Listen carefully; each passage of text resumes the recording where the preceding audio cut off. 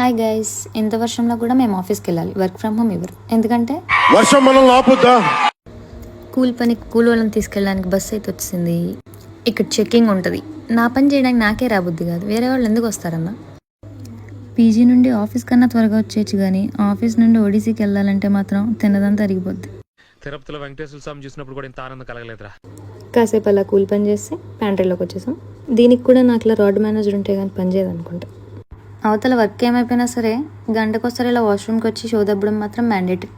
పొద్దు నుంచి చాలా కష్టపడ్డాం కాబట్టి మధ్యలో లంచ్ బ్రేక్. ఈ కర్రీ ఏంటో తెలిస్తే కమెంట్ చేయండి. మంచి హైక్ ఇస్తాను మేనేజర్ని నమ్మచ్చు, కానీ చెన్నైలో వర్షాలు మాత్రం నమ్మకూడదు. టీమ్స్లో స్టేటస్ బిజీ పెట్టి మరీ ఇవే వీళ్ళు చేసే పనులు. తిని అలసిపోయినందుకు మళ్ళీ ఒక కాఫీ.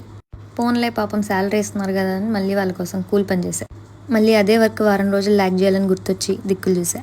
రోజు మొత్తంలో నా ఫేవరెట్ పార్ట్ ఏమైనా ఉందంటే ఇదే, లాగ్ ఆఫ్ పార్ట్. సరే పడుకో, ఏముందిలే ఇంకా.